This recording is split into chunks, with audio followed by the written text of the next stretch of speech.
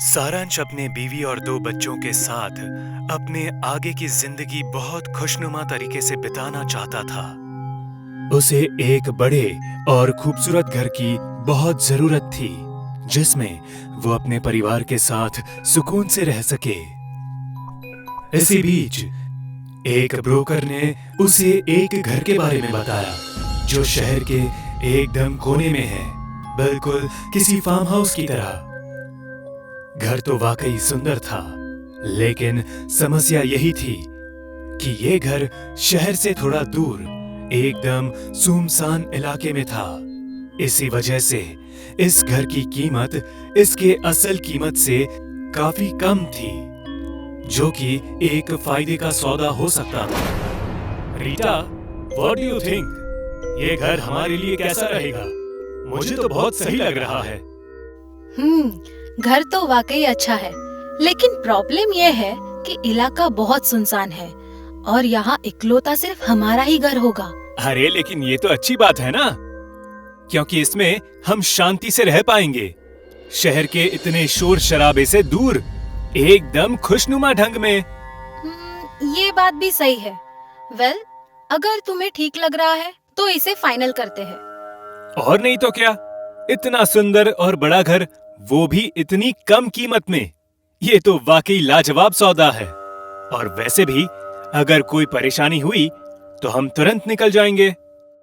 बिल्कुल सही। इसके बाद सारांश उस घर को खरीद लेता है। घर बहुत ही सुंदर था, काफी बड़ा था।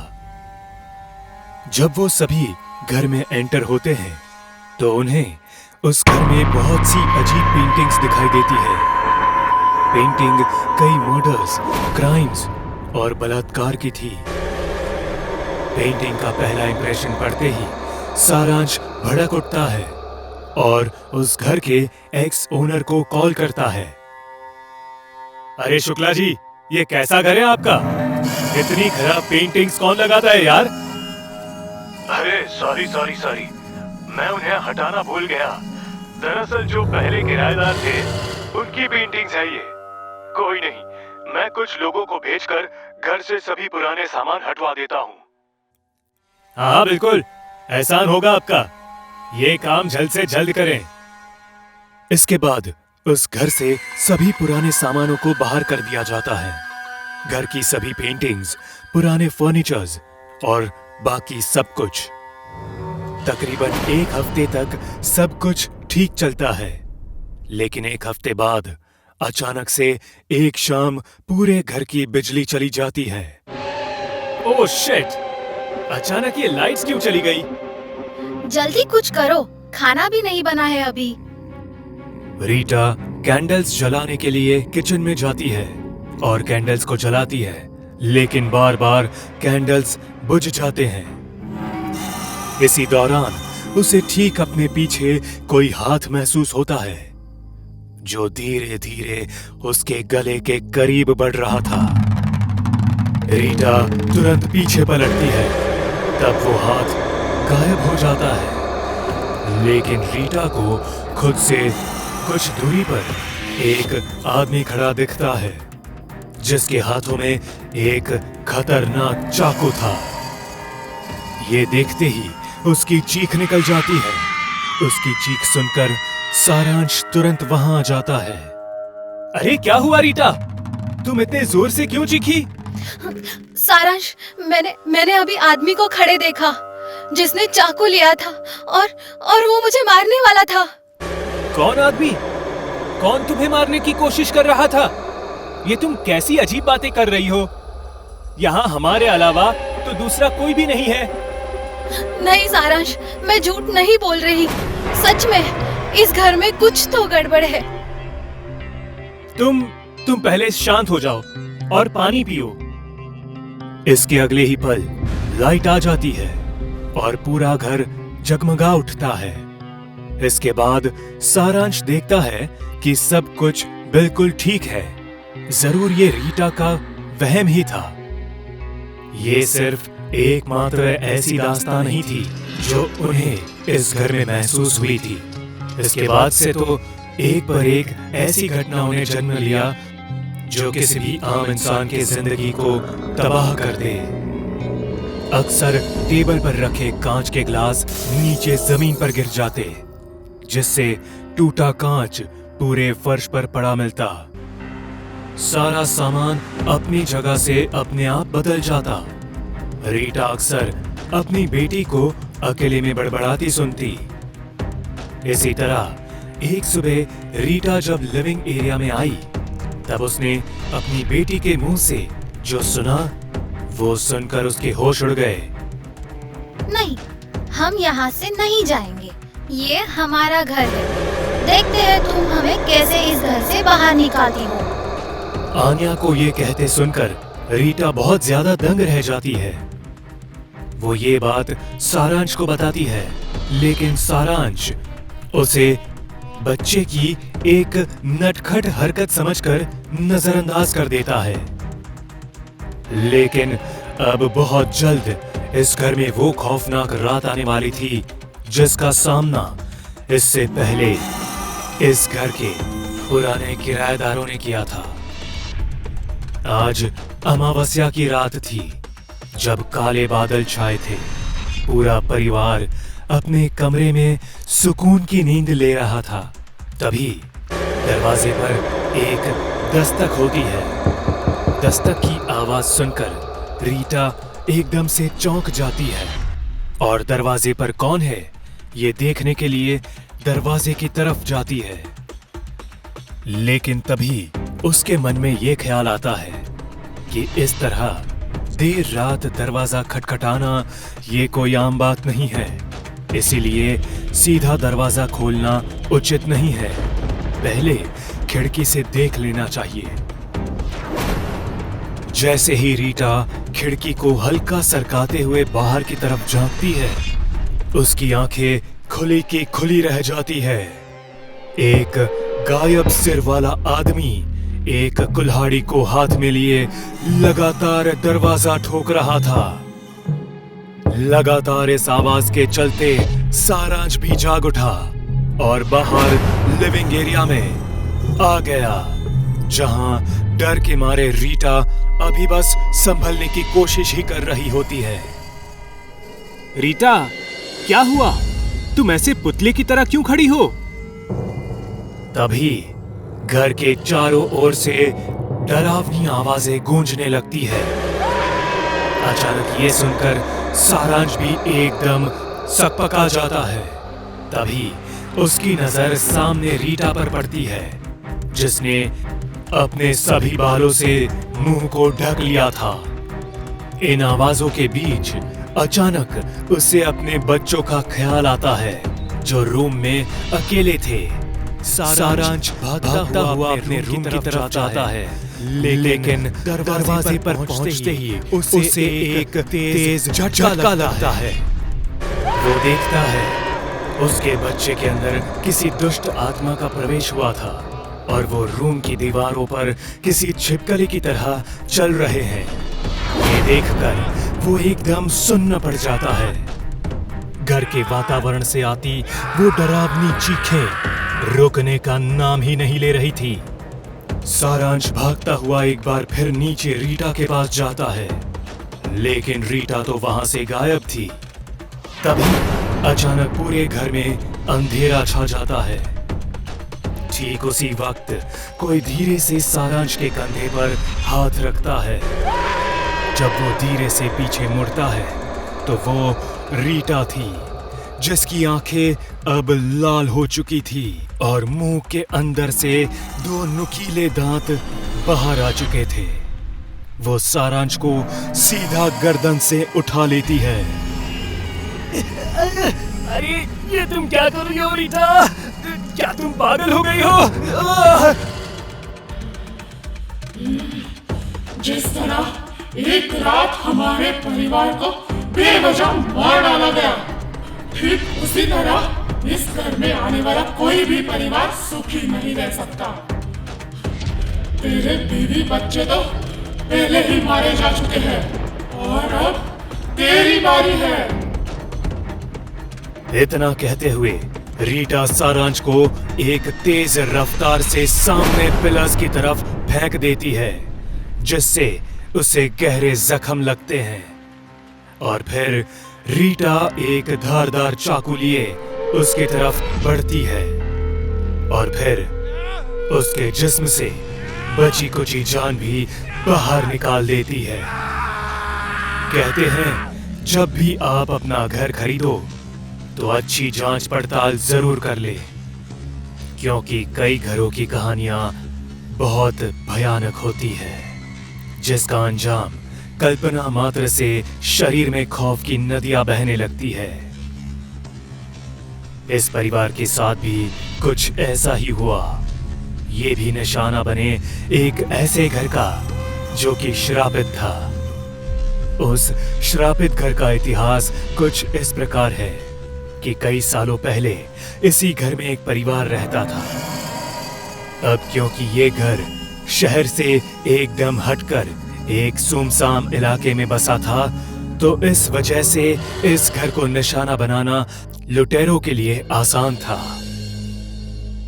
एक रात कुछ इसी तरह दस्तक सुनने के बाद परिवार के लोगों ने दरवाजा खोला।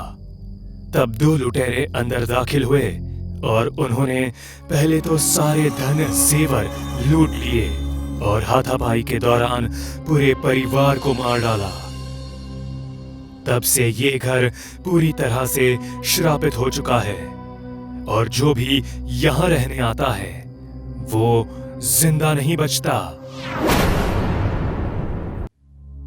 मनी पटियाला शहर में रहने वाला एक व्यक्ति है। एक दिन मनी किसी काम से अपने घर के पास वाले मॉल में कुछ खरीदने जाता है और जैसे ही वो सामान खरीदकर निकलने लगता है तो मॉल का मैनेजर उसे कहता है, सर, आप हमारे लकी कस्टमर हैं, इसीलिए आपको हमारे आलीशान होटल में 3 दिन और 2 रातें रुकने का मौका मिला है जी, वो भी फ्री में। आप अपने साथ अपना एक कोई भी दोस्त लेकर जा सकते हैं, उसको भी ये सेवा बिल्कुल फ्री में दी जाएगी। अरे सर धन्यवाद। सर आपका ये होटल कहाँ पर है? ओ सर, हमारा होटल गोविंदगढ़ में है। सर आपको आज ही गोविंदगढ़ के लिए निकलना होगा क्योंकि ये ऑफर शुरू हो चुका है। जी सर, मैं अभी ही आधे घंटे में गोविंदगढ़ के लिए निकल जाता हूँ, ठीक है? मनी मैनेजर की बातें सुनकर बहुत खुश हो जाता है। मनी अपने साथ चलने के लिए अपने बहुत ही अच्छे दोस्त हनी को फोन करता है। और भाई हनी कैसा है? मैं तो बढ़िया हूँ। भाई तू सुना, तूने मुझे आज कैसे याद किया? मुझे ना एक गोविंदगढ़ के आलीशान होटल में 3 दिन और 2 रातें रुकने का मौका मिला है और वो भी फ्री में, और मैं अपने साथ अपना कोई भी एक दोस्त लेकर जा सकता हूँ। क्या तू चलेगा मेरे साथ? अरे भाई नेकी और पूछ कब निकलना है बोल। बस भाई तू पैकिंग कर ले, आधे घंटे में निकल रहे हैं। हाँ बस मैं जल्दी से पैकिंग करके तेरे घर पर आता हूँ। जल्दी आजा भाई, आज तो अपने मजे हैं। हनी अपनी पैकिंग करके मनी के घर पहुंच जाता है। मनी के घर पहुंचते ही वो दोनों एक गाड़ी में बैठकर गोविंदगढ़ के लिए निकल पड़ते हैं। जब दोनों गोविंदगढ़ के आधे रास्ते तक पहुंच जाते हैं तो अचानक बारिश शुरू हो जाती है। अरे भाई, ये अचानक बिन मौसम बरसात कैसे शुरू हो गई? अभी कुछ देर पहले तो मौसम अच्छा खासा साफ था। पता नहीं भाई, आज मौसम को क्या हो गया है। पर तू चिंता क्यों कर रहा है? तेरा भाई है ना तेरे साथ, देख तुझे कैसे चुटकियों में मैं गोविंदगढ़ पहुंचाता हूँ। अरे भाई, जब तू मेरे साथ है तो फिर काहे की चिंता। थोड़ा सा आगे जाते ही दोनों सहोली नाम के गांव में आ जाते हैं और वहां पहुंचते ही उनकी गाड़ी अचानक बंद हो जाती है। अरे भाई, अब ये इस गाड़ी को क्या हो गया? पता नहीं भाई, आज हमारे साथ क्या हो रहा है। पहले ये बिन मौसम बरसात और अब ये गाड़ी बंद पड़ गई। अब भाई क्या करे? आसपास तो कोई मैकेनिक भी नहीं मिलेगा और रात भी होने वाली है। क्यों ना आज रात इसी गांव में कोई रहने की जगह देखकर रुक जाए। हाँ, अब तो ऐसा ही करना पड़ेगा। दोनों अपने आसपास देखते हैं। उन्हें एक व्यक्ति वहां से जाता हुआ दिखाई देता है। तो मनी उससे पूछता है कि अरे भाई सुनो, यहाँ आसपास कोई रहने की जगह है क्या, जहाँ पर हम दोनों रात गुजार सके? यहाँ पर रहने के लिए एक होटल तो है, पर वहाँ पर रुकना खतरे से खाली नहीं है, क्योंकि वो होटल में कहा जाता है कि अक्सर मुर्दे दिखाई देते हैं जो इंसानों को अपना शिकार बनाते हैं। अरे भाई, क्यों अंधविश्वास फैला रहे हो? ये मुर्दे वुर्दे भूत वगैरह कुछ नहीं होता, सब अंधविश्वास है। अगर तुम लोगों को मरने का शौक है तो जाओ, मुझे क्या, यहाँ से थोड़ा आगे जाओगे तो वो होटल दिख जाएगा। इतना कहते ही वो व्यक्ति वहाँ से चला जाता है। चल यार मनी, हम चलते हैं, ये तो मुझे कोई पागल लग रहा था। उस व्यक्ति की बातों को अनदेखा करके दोनों उस होटल में पहुंच जाते हैं और जाते ही वहां के मैनेजर से अपने लिए कमरा बुक करने के लिए कहते हैं। सुनो मैनेजर, हम दोनों को आज की रात यहाँ पर गुजारनी है, तो हम दोनों के लिए एक ही कमरा बुक कर दो। और कितने रुपए में रहने के लिए कमरा मिल जाएगा? हमें सिर्फ आज रात के लिए ही चाहिए। सर, यहाँ पर रहना और खाना पीना सब कुछ फ्री है। दोनों मैनेजर की बातें सुनकर बहुत खुश हो जाते हैं। मैनेजर उन दोनों को उनके कमरे की चाबी देता है और उनके सामान को पहुंचाने के लिए अपने एक आदमी को बुलाता है। वो आदमी लंगड़ाते हुए मैनेजर के पास आता है और उन दोनों के सामान को उठाकर उनके कमरे तक पहुंचा देता है। उस मैनेजर को देखकर और वहां पर काम करने वाले कर्मचारियों को देखकर मनी को अजीब सा लगता है। जब दोनों कमरे में बैठे होते हैं तो मनी कहता है कि यार हनी, तुझे कुछ अजीब सा नहीं लग रहा? मतलब कि उस मैनेजर के हाव भाव, इस होटल में काम करने वाले अजीब से कर्मचारी, और उस मैनेजर ने तो हमसे पैसे भी नहीं लिए। अरे यार, तू कुछ ज्यादा ही सोच रहा है, ऐसा कुछ भी नहीं है। गांव में लोग ऐसे ही होते हैं। चल, मुझे तो बहुत भूख लग रही है, मैं मैनेजर को बोल देता हूँ कि हमारे लिए कुछ खाने को भेज दे। हनी खाने के बारे में बोलने के लिए मैनेजर के पास जाता है। सुनो मैनेजर, हमें भूख लगी है, जल्दी से हमारे खाने के लिए कुछ अच्छी सी चीजें भेज दो। जी मालिक, मैं आपके लिए आज ऐसी चीज भेजूंगा जो आपने कभी भी नहीं खाई होगी। हाँ, जल्दी से भेज दो, हमें बहुत भूख लगी है। जी, भूख तो हमें भी बहुत लगी है, आप खाएंगे तभी तो हम खा पाएंगे। क्या मतलब? मालिक, थोड़ी ही देर में आप सब कुछ समझ जाएंगे। आप अपने कमरे में रुकिए, मैं आपके लिए खाना भेजता हूँ। हनी अपने कमरे में चला जाता है। थोड़ी देर बाद होटल का वेटर उन दोनों के लिए खाने के लिए एक डिश लाता है।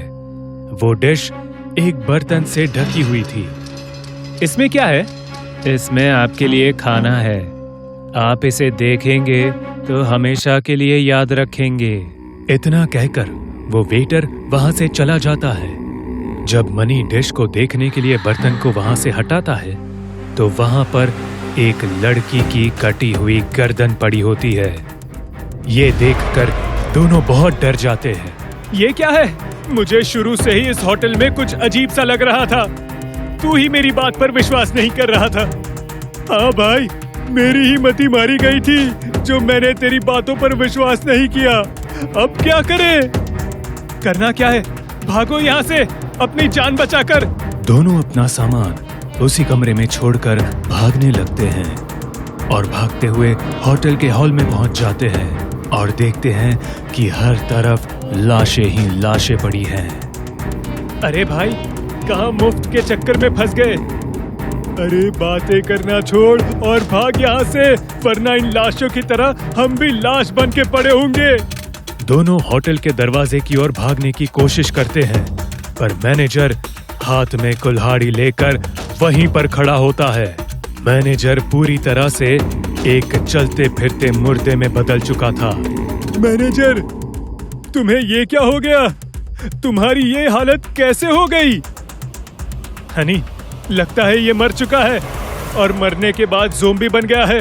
अब इस तक हमारी आवाज नहीं पहुंचेगी। हमें यहाँ से किसी भी हालत में निकलना होगा, नहीं तो ये हमें अपनी तरह बना देंगे।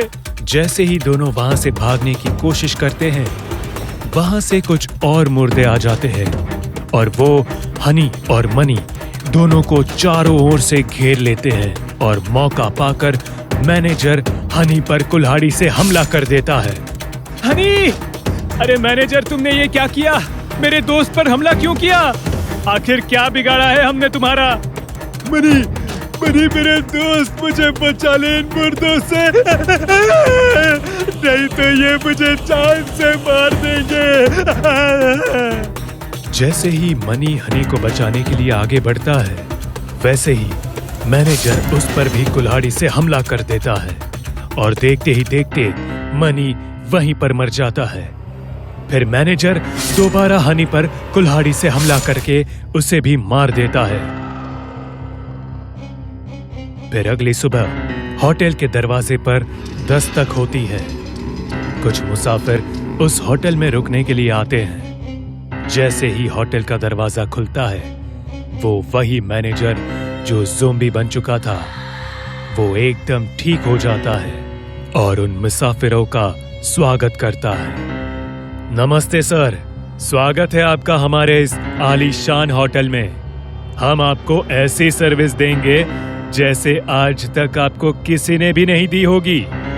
जैसे ही मुसाफिर अंदर जाते हैं तो वहां पर सब कुछ ठीक होता है। ना ही कोई लाश होती है और ना ही खून की एक बूंद वहां पर होती है। और हनी और मनी, जिन्हें मुर्दों ने मिलकर मार दिया था, वो भी एकदम ठीक होते हैं और उसी होटल में कर्मचारी बनकर साफ सफाई कर रहे होते हैं।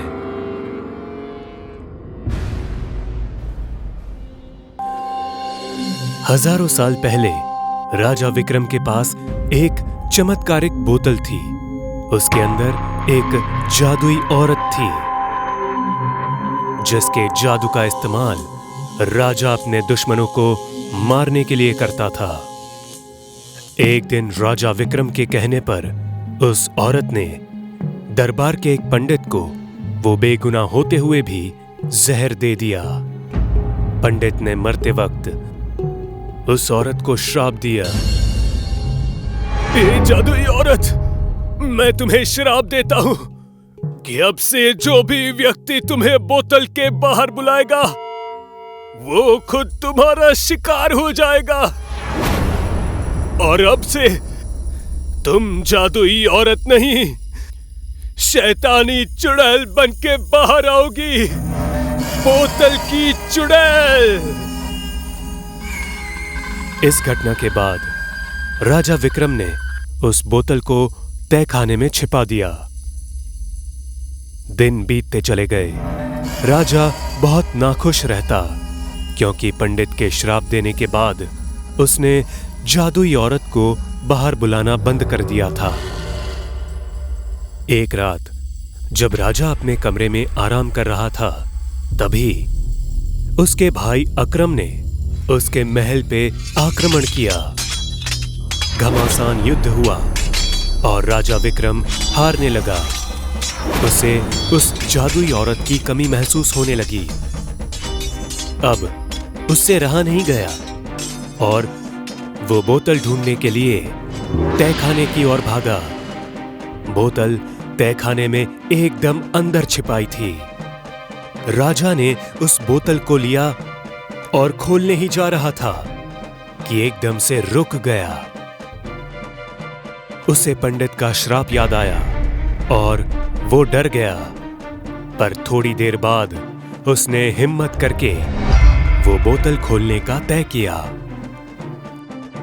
उसने एक हाथ में बोतल पकड़ी और दूसरे हाथ से बोतल के मुंह पर मारने लगा। कुछ ही देर बाद बोतल में हलचल शुरू हुई। राजा को लगा कि अब जादुई औरत फिर से बाहर आ जाएगी, पर अचानक बोतल का रंग बदल गया और देखते ही देखते बोतल से धुआं निकलने लगा। राजा विक्रम ने इसकी बिल्कुल भी उम्मीद नहीं की थी। अरे, ये क्या हो रहा है? ऐसा तो पहले नहीं होता था। लगता है ये उस पंडित के श्राप का ही असर है। मतलब अब इस बोतल से चुड़ैल निकलेगी। राजा विक्रम डर गया और उसने वो बोतल वहीं फेंक दी, पर धुआं फिर भी निकल रहा था। राजा दरवाजे की तरफ भागा, पर दरवाजा अचानक से बंद हो गया।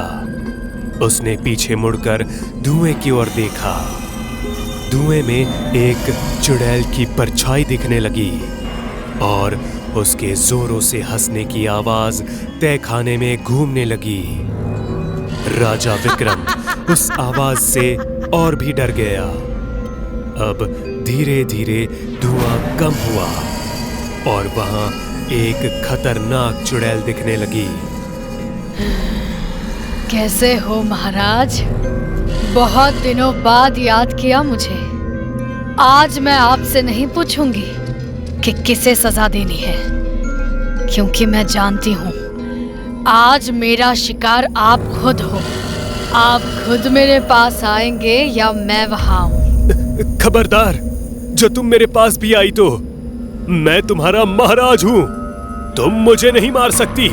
आप उस बोतल की औरत के महाराज थे, मैं बोतल की चुड़ैल हूँ और मेरा कोई महाराज नहीं है। जो भी मुझे बाहर निकालेगा वो मारा जाएगा। इतना कहकर वो चुड़ैल हंसने लगी। मैं कहता हूँ वापस बोतल में चली जाओ। हाँ, चली जाऊंगी, लेकिन आपको साथ लेकर ही जाऊंगी।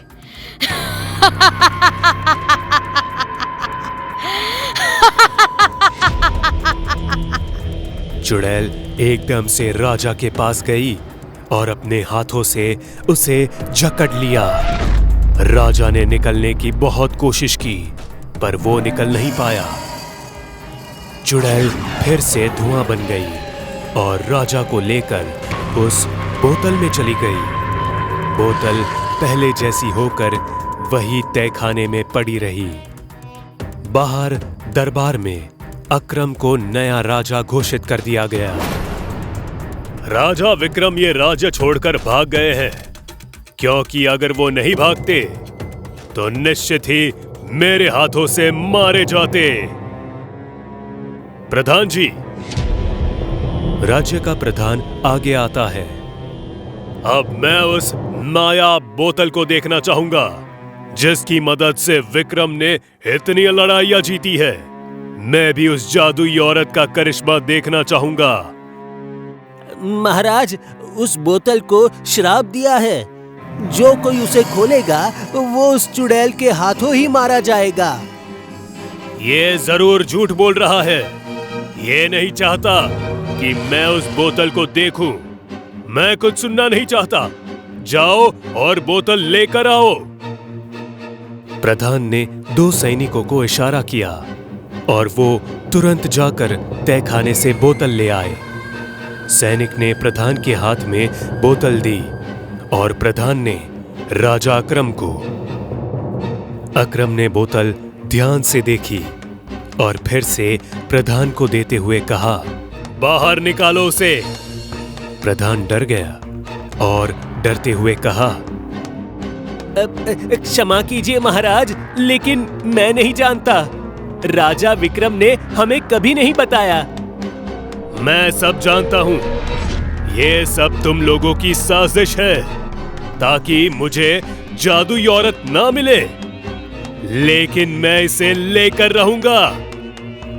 राजा अकरम गुस्से में उठा और वो बोतल जमीन पर जोर से फेंक दी। दरबार के सभी लोग डरने लगे। बोतल जमीन पर गिरने के कारण वो टूटने लगी और एकदम से फट गई। फटने के कारण उसमें से धुआं निकलने लगा। उसे देख अकरम भी थोड़ा डरने लगा। पूरे दरबार में धुआं फैल गया और चुड़ैल के हंसने की आवाज आने लगी।